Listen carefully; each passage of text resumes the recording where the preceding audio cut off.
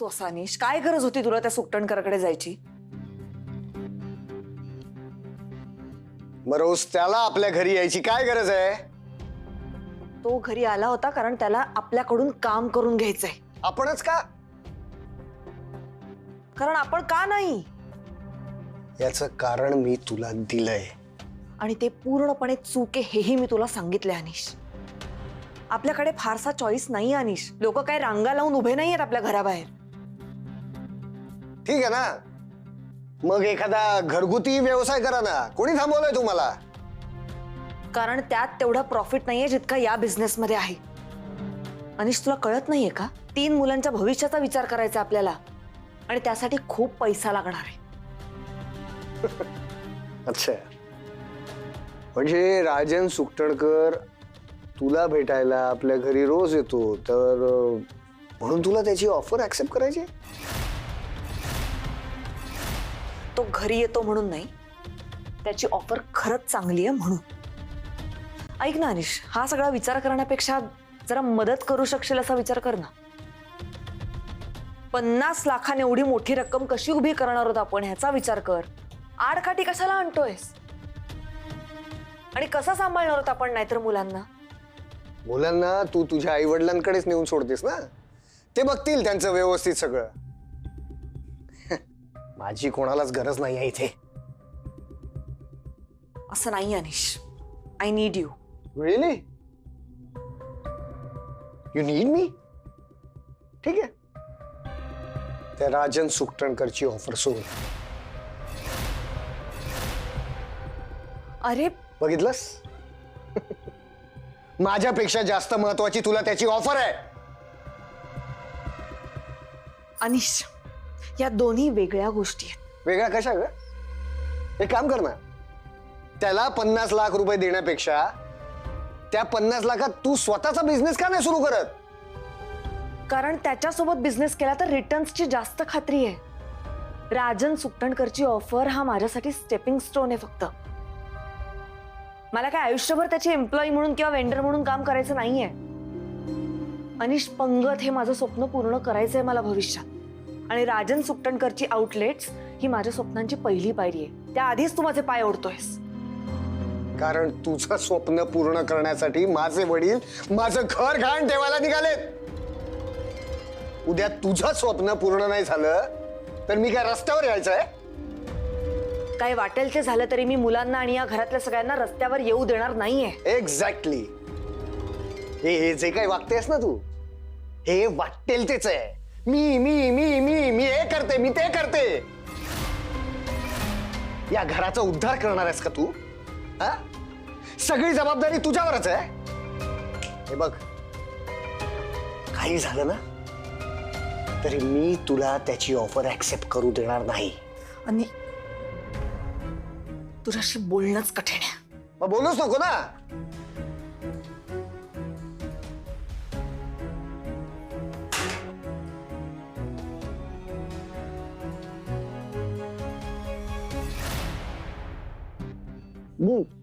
Hang on. See, as of now, market is very volatile, so I feel we should wait for some while. Perfect. This is what I'm trying to tell you. Yes. Great then. Yeah, let's catch up next week. Okay. Thank you. Great. Have a good day. Yeah. काय झालं बाबा? काही हवंय का? नाही रे. तब्येत बरी आहे ना? हा, म्हणजे मी एकदम ओके आहे. काय छान झालं? आहे.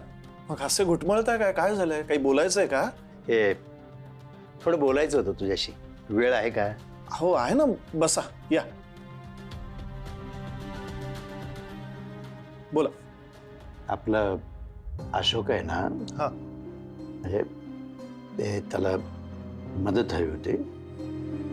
गरज आहे म्हणजे पैशांची. जवळजवळ 50 लाखाची गरज आहे. किती? 50 लाख.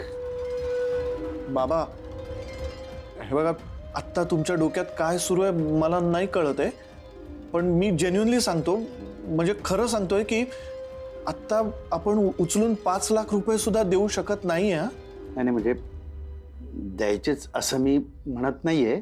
हा पण काय म्हणजे तुम्ही दोघं एकदम जिगरी दोस्त आहात एकमेकांचे. तुम्ही मैत्रीसाठी काही कराल म्हणून म्हटलं. तेच तेच म्हणूनच म्हणतोय की आपण त्याला काहीतरी मदत नाही का करू शकत. ठीक आहे, आधी त्यांना विचारा त्यांच्याकडे किती साठलेत, मग नंतर आपण हवी तशी आपल्याला जमेल तशी भर घालू ना. नाही ना, त्याच्याकडे अजून काहीच जमलेले नाहीये. म्हणूनच मी म्हणत होतो की तू मोठ्या कंपनीत आहे कामाला, तर म्हणजे काहीतरी मार्ग काढू शकतो ना. म्हणजे त्याला खूप गरज आहे रे. तुला आठवतं का, मागे मी एकदा एका स्कीममध्ये पैसे गुंतवले होते तेव्हा मला अशोकनेच मदत केली होती. म्हणजे त्याची आर्थिक परिस्थिती नसताना देखील त्याने मदत केली होती. मग आता जर तो अडचणीत आहे तर आपण मदत करायला नको का? सांग बरं. त्या भैरवीच्याच बिझनेस किंवा काहीतरी कामाच्या संबंधित तो मला बोलला होता, पण नेमकं मला आता आठवत नाहीये. हे बघा बाबा, मला सगळी कल्पना आहे. सध्या त्यांची आर्थिक परिस्थिती काही एवढी खास नाहीये. म्हणजे अनिशने पण मधल्या काळात खूप चुकीचे निर्णय घेतले, त्यामुळे आता त्यांची फायनान्शियल कंडिशन बरोबर नाहीये. त्यामुळे आता त्यांच्याकडे किती इन्व्हेस्टमेंट शिल्लक असतील याबद्दल मला काही खात्री नाही. पण बाबा, अचानक एवढी मोठी अमाऊंट उभी करायची म्हणजे जरा प्रॉब्लेमच आहे हो. तुषार प्लीज, आजवर मी बाप म्हणून तुझ्याकडे कधीच काय मागितलं नाही, पण आत्ताही पैशांच्याच स्वरूपात मदत कर असंही मी म्हणत नाही. पण कुठल्या ना कुठल्या स्वरूपात अशोकला मदत कर प्लीज.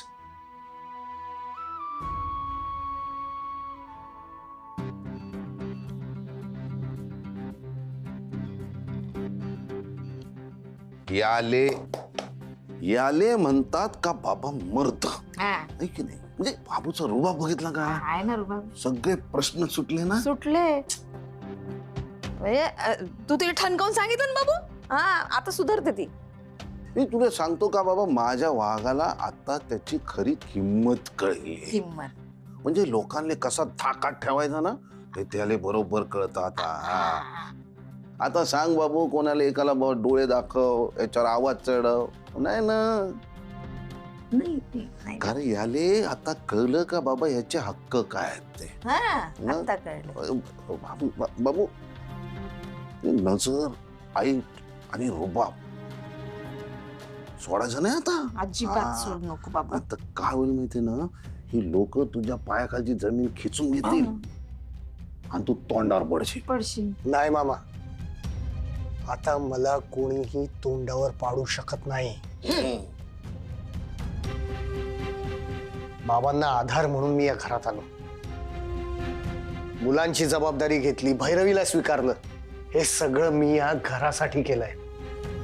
आणि आता जर माझ्यापासून हे घर कोणी हिरावून घेण्याचा विचार जरी केला ना, मला चालणार नाही. मलाही चालणार नाही. नाही म्हणजे बरोबर आहे, चालणार तर नाहीच ना बाबू. कारण मग आम्ही कुठं जाऊ गरीबाला, नाही का?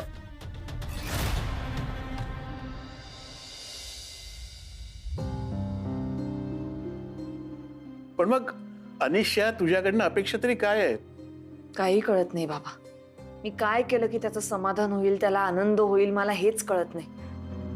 हल्ली मी काहीही केलं तरी त्याचा त्याला विरोधच असतो. म्हणजे तू त्याला बिझनेस करायला नको आहेस का? तसं नाहीये बाबा. बिझनेस करण्याशी त्याला काही प्रॉब्लेम नाहीये. राजन सुकटणकरची ऑफर स्वीकारण्याशी प्रॉब्लेम आहे. पण का? अगं ही ऑफर केवढी मोठी आहे. हो, ऑफर मोठीच आहे बाबा, पण अजूनही मी ती ऍक्सेप्ट केलेली नाहीये. आणि मी खरंच विचार करते अजून त्या ऑफरचा, पण त्याआधीच ह्याची भयंकर चिडचिड सुरू झाली. हे बघ भैरवी, तुला जे बरोबर वाटतंय ना तेच कर, त्याचं अजिबात ऐकू नकोस. सध्या तेच करते आई, पण मला जे बरोबर वाटतं ते त्याला बरोबर वाटतच नाही. मग आमची चिडचिड होते, भांडणं होतात. 10 दिवस राहिलेत फक्त आता डिसिजन घेण्यासाठी. एकतर इथे भयंकर प्रेशर आहे माझ्यावर, ते सोडून मला अनिशचे मूड सांभाळावे लागतायत. हे बघ, माझं असं लाईक, तर तुझा आणि मुलांच्या भविष्याचा विचार कर. आधीचं डोकं कधी ठिकाणावर यायचं असेल ते येऊ दे. तू त्याचं ऐकून जर का वागत राहिलीस ना तर तुझं आणि मुलांचं नुकसान आहे आणि तू ते होऊन देऊ नकोस. नाही बाबा, काहीही झालं तरी मुलांचं नुकसान नाही मी होऊ देणार. आबांचंही तेच म्हणणं आहे. हे बघते, काहीतरी विचार करते.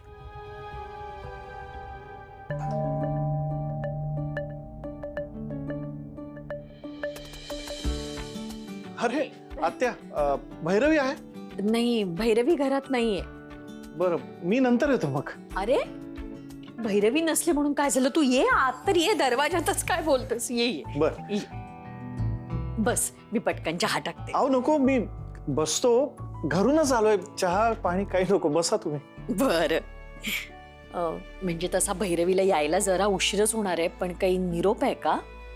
हा, म्हणजे ऍक्च्युली माझा एक मित्र आहे जो फायनान्शियल ऍडवायझर आहे. म्हणजे आर्थिक गुंतवणूक, आर्थिक व्यवहार, शेअर मार्केट याचं ज्ञान असलेला माझा एक मित्र आहे. त्यातला जाणकार आहे तो. मी बोललोय त्याच्याशी. येत्या 1-2 दिवसामध्ये तो भैरवी आणि अशोक काकांना भेटायला येईल इकडे. आत्ता आपल्याला कमी वेळात पैसे उभे करायचे आहेत ना, त्याबद्दल तो त्यांना गाईड करेल. अगो बाई, अरे हे तर फारच बरं झालं. आत्या, मला कल्पना आहे की आत्ता भैरवी खूप टेन्शन मध्ये आहे. पण हा माझा जो मित्र आहे ना, फायनान्शियल ऍडवायझर, मला पूर्ण खात्री आहे की भैरवीला आत्ता हवे असलेले सगळे पैसे तो कसे तरी तिला उभे करून देईल. तो मॅनेज करेल सगळं. तुम्ही नका काळजी करू. हा, तसंच होऊ दे रे बाबा. अरे भैरवीच काय, दादा सुद्धा वणवण करतोय त्या पैशासाठी. बरं झालं बाई, लवकर मार्ग सापडू दे म्हणजे झालं. बरं, मी येऊ आता. बर, ठीक आहे. मी देते निरोप भैरवीला. हा, आधीच 2 दात उघडे पडतील ना. गपना तू, गपना. आमिषराव, तुला सांगतो बाबा, कसं आहे माहितीये ना, चहाचा गरम गरम असा घोट घ्यावा, तितक्यात माशी पडावी, असं झालं ना सगळं. म्हणजे आता आपण काय ठरलं होतं का बाबा, घर द्यायचं नाही, बायकोला मोठीत ठेवायचं, बरोबर ना? हो, मग काय झालं, हा तुझा तो मित्र हुशार तुषार, तो चेटकीन आत्या आहे ना तुझी, तिने भेटायला आला आणि तो तिला सांगतो का बाबा, पैशाची काहीतरी व्यवस्था होईल असा माणूस त्याच्याकडे आहे. आता तो करणार म्हणजे होणार ना. हा बाप्पा, आणि आता एकदा का पैशाची व्यवस्था झाली, संपलं सगळं. म्हणजे सांग आता प्रॉब्लेम कसा सोडवायचा? हा तुषार ना, याला मागेच सांगितलं होतं मी गप्प बसायला, पण हा काय ऐकत नाही. मागच्या गोष्टी नको ना उगाळू बाबू. आता पुढचं बाय, पुढं काय करायचं ह्याचा विचार कर. तुला सांगू का, हा सगळा बिझनेसचा सगळा धांगोळा उभा केला ना त्या बायकोनं, तो त्या निलिमा ठिलिमाच्या जीवावर. त्या बाईमुळे हे सगळं घडून राहिलं, तर त्या बाईले चुप करा लागते. हा, पण कसं माहितीये बाप्पा, का भैरवी बिझनेस करणार, मोदक कोण करणार? ही तुझी चेटकी नात्या. म्हणजेच मोदक म्हणजे बिझनेस म्हणायचं आहे माझ्या माणसाले. तर कसं आहे, त्या बाईला जर तू चुप केलं ना बाबू, तर तो बिझनेसही राहणार नाही आणि त्या बिझनेससाठी ते घरही गहाण पडणार नाही. म्हणजे डबल फायदा होतो की नाही आपला. पाय पाय म्हणजे तुला पटत असेल तर ऐक मा, की कसं आहे, वादळ जर आलं तर आपण डायरेक्ट वादळासमोर उभे राहतो का? नाही, कारण वादळासमोर उभं राहिलं तर काय होतंय, वादळ आपल्याला भर करून घेऊन जाते ना बाबा. हा, त्यापेक्षा वादळ राहू द्या बाहेर, आपण आपल्या घराची खिडकी अशी शांतपणे बंद करा, म्हणजे वादळाला वाटच सापडत नाही ना आतमध्ये यायची. तर निलिमा ठिलिमा हे वादळ आहे, त्या वादळाला बाहेरच राहू दे, हकलून दे तिले. तो डोसको ठिकाणावर राहील आणि सगळं व्यवस्थित होईल. ऐकतं का?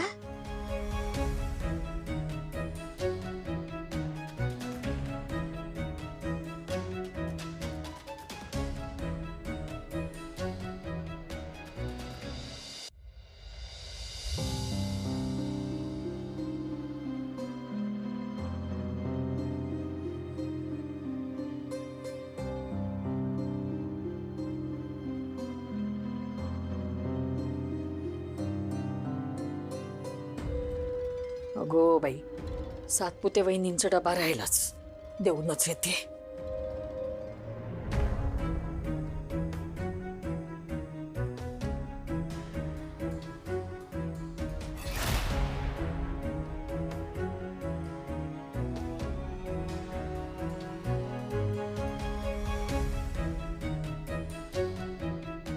ए बाबा चल ना, चल चल चल चल चल चल कुठे? चल ना बाहेर, चल ना. अरे मामा, आता बाबांना सांगितलं ना मी, आपण घर सोडून कुठेही जाणार नाही. ते मरू दे ना, ते वेगळं हे वेगळं, तू चल चल. काय झालं तुम्हाला असं वाऱ्यावर भिरभिरणाऱ्या म्हातारीसारखं काऊन आत बाहेर करून राहिले? थांबा ना. बाप्पा कॉमेडी तुले नंतर सांगतो ना, आता वेळ नाही ना आपल्याला. चल बाबा चल ना लवकर. अरे पण का? सांगतो ना काय सोन्या राजहंसा, कसं आहे बापा, एका वेळेला एक एक प्रश्न सोडवू ना, है की नाही. आता पहिला प्रश्न काय की बाबा त्या चेटकीन आत्याचं तोंड बंद करायचं, हा हा त्यासाठी काहीतरी करायला पाहिजे, आहे की नाही. हम्म. तर ते अर्ध्या तासासाठी बंद करून उपयोग नाही ना, कारण ते पुन्हा उघडणार.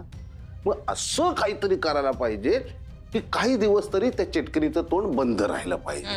मग काय होईल की भैरवी आणि तो म्हातारा म्हणजे तुझे वडील म्हणजे भाऊची यांचं ना त्या पैशाच्या व्यवहारातून लक्ष ओढून जाईल. हा असं काहीतरी करायला पाहिजे. काही दिवस नाही, कायमचं तोंड बंद करावं लागते तिचं, असं मला वाटते. नाही तू ना त्यासाठी आपल्याला बाहेर जायला पाहिजे ना, तर आपली तोंड कायमची बंद होतील. अरे पण मामा कशासाठी? अरे बाय, आता याला पहिलीपासून सारं समजून सांगायला लागते. असं आहे तू म्हणजे कमळ घर बघ काय समजून घे. माणूस तुला काहीतरी समजून सांगून राहिला. तू नको सांगू. वास काय येऊन राहिला? ते सांगतो, चल. वास काय येऊन राहिला?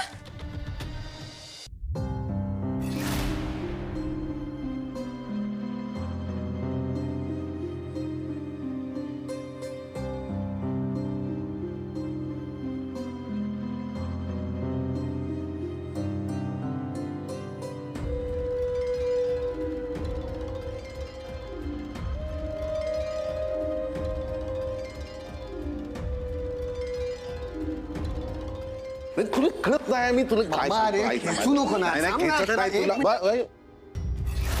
हे काय कुठे निघालाय तुम्ही? चल चल चल चल चल बाबा वेळ नाही ना मले. अरे मामा, पुन्हा गप गप बसून गप गप. मी तुला सांगतो, आता तोंड उघडू नकोस ना, मग तिले सगळं कळेल, माहिती आहे, सगळं उलट होईल ना. आपल्याला ते चेटकणीचं तोंड बंद करायचं. काय बोल माहिती ना, नाहीतर भाऊजींले आणि हिले पैसे मिळतील आणि बिझनेस करतील हे. मग तुले किंमत माहिती ना, तू गंमत माहिती ना, या घरात तू गप बस, हाच तो क्षण आहे. अरे चल ना. आणि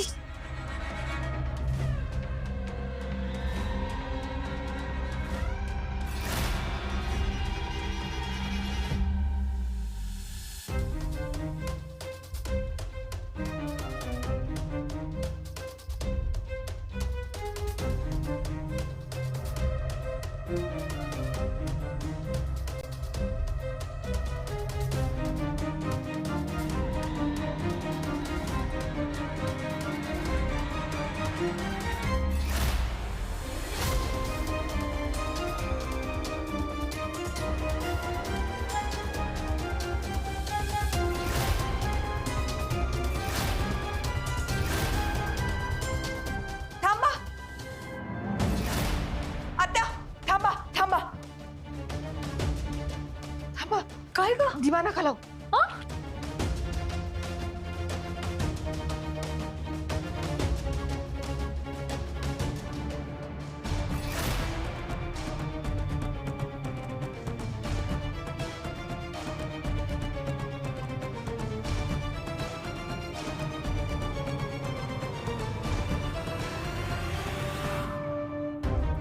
काय ग?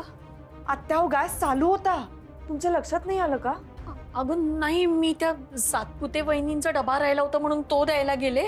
मग परत आले तर म्हटलं बाई संध्याकाळची वेळ झाली, देवासमोर दिवा लावावा, आणि तेवढ्यात तू आलीस. नशीब वेळेवर आले, नाही तर काय झालं असतं. अगं पण मी गॅस बंद केला होता. मला आठवते, मी नाही असं उघडा ठेवत कधी गॅस. मला सांगा, शेवटी किचन मध्ये तुम्हीच आला होतात ना? हो. आले, अजून कोण येणार? पण नाही, मला आठवते मी गॅस बंद केला होता, नक्की केला होता. मग तुम्ही घरी होता तेव्हा घरी एकट्या होतात का कोणी होतं? नाही, अनिश, किशादादा आणि राधाताई होते. ते कधी निघून गेले मला कळलंय नाही, चोरासारखे निघून गेले. पण तुला माहितीये ना त्यांचं कसला काय ठाव ठिकाणा नसतो. मला सांगत, तुम्ही त्यांना बघितलं का बाहेर जाताना? म्हणजे जाण्याआधी ते किचन मध्ये आले होते का? नाही, ते मला नाही बाई माहित. पण का असं का विचारतेस तू? नाही, काही नाही, जस्ट विचारलं, बाकी काही नाही.